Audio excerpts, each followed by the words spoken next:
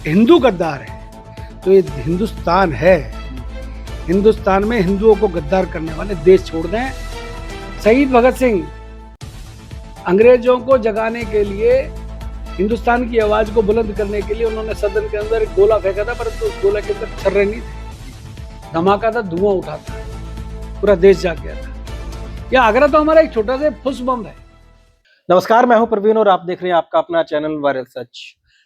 कल आगरा में बवाल हुआ, किस वजह से हुआ, और समाजवादी पार्टी के राज्यसभा सांसद रामजी लाल ने एक स्टेटमेंट दी। उसके घर पे जो जाके वहां पे हल्ला बोल हुआ, वो तमाम करनी सैनिकों के ऊपर ना मारा। और करनी सेना के अंतर्राष्ट्रीय अध्यक्ष सूरजपाल अमू हमारे साथ हैं, उनसे बात करेंगे आखिर क्या मुद्दा था, क्या कानून के ऊपर विश्वास नहीं था, क्या ये मुद्दे हैं या हमारा इतिहास है, किस चीज को वो आगे लेके चलना चाहते हैं।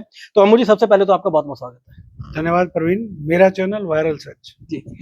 अमू जी, कल आगरा की घटना की अगर बात करें, उसके बाद तमाम चैनलों पे आपकी डिबेट भी चल रही है, तो वो जो स्टेटमेंट थी उससे किस प्रकार आहत हुए, और उसके बाद अगर बात करें कि हिंदुत्व की सरकार यूपी के अंदर मानी जाती है, योगी जी का एक नाम है, तो क्या भरोसा उठ गया था कानून के ऊपर से, क्या पूरा मामला था?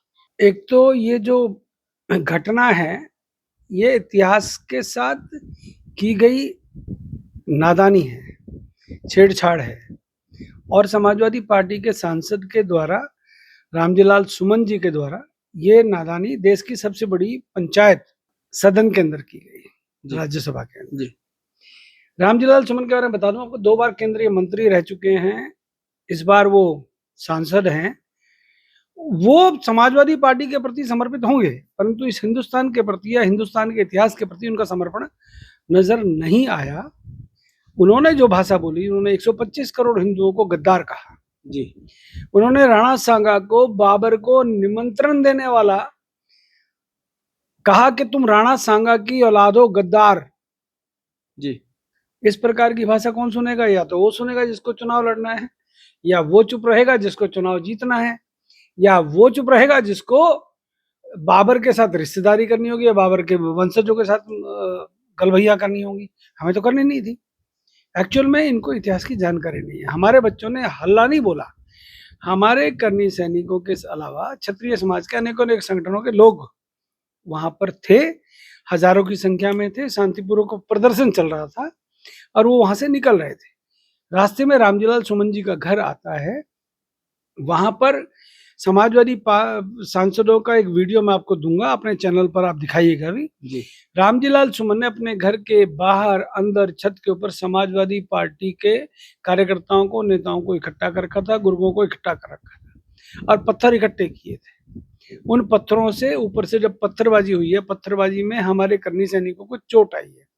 हमारे बीरू सिंह के पैर को फ्रैक्चर हुआ है, सन्नी सिंह के हाथ को फ्रैक्चर हुआ है, उपेंद्र राणा को 16 टांके आए हैं। एक अभी बच्चा मुझसे वीडियो कॉल पे बात कर रहा था। बच्चों के ऊपर इतनी निर्ममता के साथ पत्थरबाजी हुई है। जब बच्चों को ये सब नाकाबिले बर्दाश्त घटनाएं होती हैं, बच्चों को जोश आया, गुस्सा आया, उस समय ये जो सब हुआ, इसे कहते हैं क्रिया की प्रतिक्रिया जी। क्रिया की प्रतिक्रिया, जैसे सिंधे साहब ने कहा, मैं एक बच्चे से आपकी बात करा रहा हूँ जी। अभी आप चैनल पर लाइव हो बेटा, मैं दिखा रहा हूँ, ये पत्रकार हैं प्रवीण जी, और ये इनका चैनल है, आप चाहे तो इसको क्लोज कर सकते। आप जरा अपना नाम बताओ बेटा। सुमित ठाकुर। सुमित, आपको बताओ, आप हॉस्पिटल में हैं, आपके पैर में चोट जरा दिखाएंगे, जरा इसको लोके, जरा पैर दिखाएं भैया के। इनको इतना मारा है, इनको घायल कर दिया है, हॉस्पिटल में पड़े हुए हैं बच्चे, इनको चोटिल किया है, लाठियों से, डंडों से मार मार के। जरा इनको बताओ, पत्थर किसने बरसाए ऊपर से भैया? हाँ, बरसे थे उनके, मतलब उनके रामजी लाल के समाज के लोग थे, उनने पत्थर बरसाए थे। देखिएगा, ये छोटा सा बच्चा है जी, इसके ऊपर पत्थर बरसाए, इसके सर पे चोट। पुलिस वाले सर पे लाठी कभी नहीं मारते जी। पुलिस वाले मारेंगे, पैरों में मारेंगे, उनको कानून पता है जी जी। ये देख लीजिएगा, ये पीठ पे देखेंगे आप जी, ये घाव देखिएगा। ये क्या है? ये पुलिस की लाठियां हैं, ये पुलिस की लाठियां हैं, और जो सर के ऊपर चोट लगी है, ऊपर से पत्थर बरसाए हुए हैं। मैं प्रवीण, मैं पहली बार किसी चैनल को दिखा रहा हूँ, मेरी आंखों में आंसू हैं, मेरे बच्चों के ऊपर हमले हुए हैं, पत्थरों से मारा गया है, और ये हमसे उम्मीद करते हैं कि हम चुप रहें जी। तो सर, उसके साथ साथ ऐसा भी कहा जा रहा है कि बुलडोजर लेके गए थे, तो योगी आदित्यनाथ का बुलडोजर यूपी में ऑलरेडी फेमस है, तो ये क्या कनेक्शन है उत्तर कुछ? प्रदेश के अंदर योगी मॉडल को कहते हैं जेसीबी वाला मॉडल, या इस टाइप से कहते जी हैं। अब बुलडोजर कह लो या जेसीबी कह लो या इस प्रकार की जो मशीनें हैं उनको लेकर चलने का एक फैशन सा रिवाज सा है कि गुंडों के विरुद्ध, जी आतताइयों के विरुद्ध, वहां के माफिया के विरुद्ध योगी जी बुलडोजर की कार्रवाई करते हैं। तो करनी सैनिक बीरू सिंह जो आजमगढ़ के हैं, करनी सेना के प्रमुख हैं, जी करनी सेना भारत के चीफ हैं। सन्नी सिंह अयोध्या से हैं, मेरे लाडले हैं, राष्ट्रीय उपाध्यक्ष हैं। उपेंद्र राणा यहीं का है, हरियाणा का है, भिवानी का है। जी उनके सरों को आप देखिएगा, टांके आए हुए हैं, एक को फ्रैक्चर हो गया, एक का हाथ टूट गया, एक का पैर टूट गया। ऐसे सैकड़ों कार्यकर्ता हैं जिनके ऊपर पत्थरबाजी की गई है। क्यों की भैया?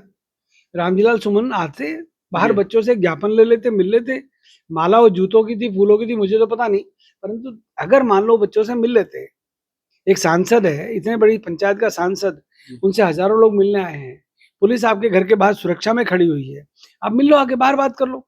आप जनता के नुमाइंदे हो, आगरा के भी लोग थे, आगरा की सामाजिक संस्थाएं भी थी, क्षत्रिय संस्थाएं भी थी, मिल लेते बाहर आकर। क्या पत्थर बरसाओगे क्या? सर, अखिलेश यादव डिफेंड कर रहे हैं कि ऐसा कोई उनका सोच नहीं था, तो क्या दर्शाता है ये? अखिलेश यादव का सोच क्या है पहले तो ये बताएं आप मुझे। अखिलेश यादव का सोच है कि उनके पिता ने निहत्थे कार सेवकों के ऊपर 1992 के अंदर गोलियां चलवाई। जी वो अपने पिता के कार्यों को दोहरा रहे हैं, वो ऐसे ऐसे लोगों को आगे बढ़ा रहे हैं। अबू आजमी जो औरंगजेब के पक्ष में बोल रहा है और औरंगजेब को आइडियल बता रहा है हिंदुस्तान का, ऐसे समाजवादी पार्टी के तो विधायक हैं। पहले विधायक ने महाराष्ट्र के जलाया, महाराष्ट्र के अंदर, नागपुर के अंदर घटनाएं हुई, संभल के अंदर आप देख चुके हैं, मस्जिद के अंदर सपा सांसद वो जियाउल मुझे पता नहीं उसका नाम क्या, वर्क करके है, उसने वहां पत्थर बरसाए। एएसआई की टीम गई थी सुप्रीम कोर्ट के ऑर्डर पे। आप संभल में पत्थरबाजी करोगे, आप महाराष्ट्र को जलाओगे, आप उत्तर प्रदेश के सांसद जो हैं संसद सदन के अंदर आकर 125 करोड़ हिंदुओं को गालियां दोगे, गद्दार कहोगे। आप हमसे उम्मीद क्या करते हो करनी सैनिकों से? चुप रहें। हम क्यों चुप रहे हैं भाई? हम राष्ट्रभक्त हिंदुस्तानी हैं, ये देश मेरा भी तो है, क्यों चुप रहूं? अभिव्यक्ति की आजादी मुझे नहीं है क्या? विरोध प्रदर्शन करने का अधिकार मुझे नहीं है क्या? क्यों ना करूं भाई? आपने लाठी चलाई, कोई बात नहीं, मारो ना और मारो, गोलियां चला दो। मैंने अभी कहा कहीं पर, शहीद भगत सिंह अंग्रेजों को जगाने के लिए, हिंदुस्तान की आवाज को बुलंद करने के लिए उन्होंने सदन के अंदर एक गोला फेंका था, परंतु उस गोला के अंदर छर्रे नहीं थे, धमाका था, धुआं उठा था, पूरा देश जाग गया था। यह आगरा तो हमारा एक छोटा सा फुस बम है, ये तो हमने बम फेंका है सिर्फ, ये धुआं उठाया भी तो। अरे चिंगारी देश में लगी तो फिर क्या करोगे? ट्रेलर अभी नहीं, फिर क्या करोगे? आप हमारा इम्तिहान ले रहे हो क्या? हमको गद्दार कह रहे हो, राणा सांगा को गद्दार कह रहे हो, जिस व्यक्ति ने 100 युद्ध जीते। मैंने कल काका है समाजवादी पार्टी के प्रवक्ता, उनसे एक चैनल पर पूछा कि भैया बताओ खानवा कहाँ पर है, खानवा का युद्ध हुआ कहाँ हुआ, खतौली कहाँ पर है, बयाना कहाँ पर है? अब खानवा कहाँ है उनको पता नहीं था। बाबरनामा का मालूम था? बाबरनामा उनके पूर्वज हैं भैया, उन्होंने खानवा के युद्ध कहाँ हुआ, मैंने कहा भैया मैं तेरे को बता दूं, मेरे को कहा एंकर महोदय ने कि भैया आप बता दो। भरतपुर जिले का रूपसार तहसील का एक गांव है खानवा, कस्बा कह सकते हैं, वहां पर यह युद्ध हुआ जहां पर बाबर को 80 घाव लगे, परंतु बाबर की सेना और हसन खां मेवाती, जिसकी जयंती आप कवर करने मेवात में गए थे, उस हसन खां मेवाती की सेना ने और राणा सांगा की सेना ने और मेवाड़ के और राजस्थान के और दिल्ली एनसीआर के आसपास के राजाओं ने उनका साथ दिया, सहयोग किया। उस युद्ध में भी बाबर हारा था, एक युद्ध नहीं हारे राणा सांगा। आज उनको कहते हैं कि हमने बाबर को बुलाया, अरे बाबर को बुलाने वाला शौकत था, बाबर को बुलाने वाला इब्राहिम लोदी का सगा भतीजा था आलम खां जी, हम क्यों बुलाएंगे भैया? सर, कल जब वहां पे ये वारदात हुई उस समय मुख्यमंत्री, ऐसा बताया जा रहा है, वहां पे मौजूद थे, मतलब आसपास उनका कोई कार्यक्रम था। ऐसे में क्या सुरक्षा प्रबंध थे, क्या प्रोटोकॉल था, क्या सीआईडी की जो वहां पे डिपार्टमेंट्स है, एजेंसी है, तमाम फेल हो गए? ये तो देखो सरकार के प्रवक्ता बताएंगे, भारतीय जनता पार्टी के प्रवक्ता बताएंगे। मैं इतना जानता हूँ, योगी, मैं आज एक अखबार में पढ़ रहा था, योगी जी के हेलीकॉप्टर में अचानक कोई खराबी हुई इमरजेंसी लैंडिंग आगरा के अंदर हुई, उनका कार्यक्रम मथुरा में था जी। और इसको करनी सेना के प्रदर्शन को योगी जी के आगमन से जोड़ना गलत है। सर ऐसा कनेक्शन माना जा रहा है कि इंटरनल भारतीय जनता पार्टी आज भी सपोर्ट कर रही है। इंटरनल क्या होता है जी? भारतीय जनता पार्टी को वोट दिए है राजपूतों ने, क्षत्रिय समाज ने करोड़ों वोट दिए हैं। इंटरनल क्या होता है?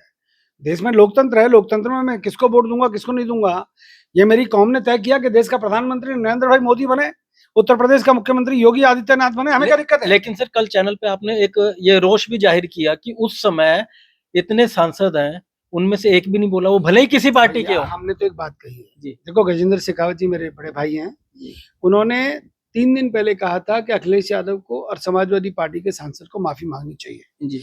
राज्यवर्धन सिंह राठौर राजस्थान के मंत्री है, मैंने उनको सुना, उन्होंने भी इनका विरोध किया। दिव्या जी उप मुख्यमंत्री हैं राजस्थान की, उनके भी मैंने बयान पढ़े। अनुराग ठाकुर को भी मैंने सदन में सुना, परंतु तब सुना जब 2 दिन हो गए थे जी। परंतु मैं सदन में बैठे हुए उन सभी हिंदू सांसदों से कहूंगा, तुम्हारे बस की अगर सदन के अंदर हिंदुओं की मान सम्मान की रक्षा करना नहीं है तो योगी जी को चुपचाप कान में जाके कह दो, अमित भाई को बता दो, क्योंकि अमित भाई देश के गृह मंत्री हैं, बड़े जुझारू आदमी है, और गुजरात में उन्होंने गुजरात को दंगा मुक्त कर दिया मोदी जी ने और अमित भाई ने। तो ऐसे व्यक्ति आज देश के प्रधानमंत्री गृह मंत्री हैं, राजनाथ जी उत्तर प्रदेश के मुख्यमंत्री हैं, अभी रक्षा मंत्री हैं, रक्षा करना उनका दायित्व है, उनका धर्म है, और वो पूर्वज हैं, उनके पूर्वज हैं महाराणा सांगा और महाराणा प्रताप राम जी। तो मैं तो राजनाथ जी से भी कहूंगा, कब बोलोगे जी, बोलो ना। अभी ट्रेलर था, फिल्म कब रिलीज करने वाले हैं और सरकार से क्या अपील है? एक तो हम ट्रेलर और फिल्मों में ना विश्वास करते हैं, हम तो इन ट्रेलर और फिल्मों का विरोध करने वाले लोग हैं जी, एक बात। दूसरी बात, चाहे औरंगजेब हो चाहे बाबर हो, वो इस देश के कभी हीरो नहीं हो सकते, नायक नहीं हो सकते जी। सिंपल सी बात है, इस देश के अंदर रहो, डेमोक्रेसी है, खूब बोलो, अभिव्यक्ति की आज़ादी सबको है, आपको भी है, मुझको भी है, सांसद को भी होगी, परंतु एक आम नागरिक को भी है। इस देश के गरीब से गरीब व्यक्ति को बोलने का अधिकार है, परंतु कोई ये कहे कि भाई हिंदू गद्दार है, तो ये हिंदुस्तान है, हिंदुस्तान में हिंदुओं को गद्दार करने वाले देश छोड़ दें, नहीं छोड़ सकते तो किसी और देश की नागरिकता ले लें। भैया हमें माफ करो, हमारा खा रहे हो, हमारे गरीबों का हक छीन रहे हो, हैं? वक्फ बोर्ड को बदलते तो इनको तकलीफ होती है, एनआरसी की बात करते तो इनको तकलीफ होती है, समझ में नहीं आता है क्या चाहते हैं। हम कहते हैं हम दो हमारे दो, तुम 12-12, 15-15 खूब बच्चे पैदा कर रहे हो, करो भैया खूब करो, अब किसी पे नहीं रुक रहे तो हम क्या करें? परंतु हम तो अपने वालों से कहोगे ये हम दो हमारे दो वाले भी, हम दो हमारा एक रह गया है, भाई बालक पैदा करो, ये तो देख लेना देश का क्या हाल होगा। बहुत बहुत धन्यवाद सर। तो ये थे हमारे साथ करनी सेना के अंतर्राष्ट्रीय अध्यक्ष सूरजपाल अमू, और साफ साफ कहना है कि हिंदुस्तान के अंदर हिंदुओं को गद्दार कहने वालों को हिंदुस्तान छोड़ना होगा, और कहीं ना कहीं सरकारों को भी इसके ऊपर संज्ञान लेना होगा कि जो राष्ट्रभगत मुसलमान है, यहाँ पे धर्म और जाति की बात नहीं है, राष्ट्रभगत मुसलमानों का सम्मान किया जाएगा, लेकिन राष्ट्रद्रोह की कोई भी बात करेगा, हिंदुओं को अगर कोई गद्दार कहेगा तो उसका सरासर विरोध जारी रहेगा, वो चाहे किसी भी स्तर पे जाके करना पड़े। ऐसे में करनी सेना नहीं चूकने वाली है, ऐसा कहना है सूरजपाल अमू का। और इसी तरह तमाम अपडेट्स के लिए आप लगातार बने रहे आपके अपने चैनल वायरल सच के साथ।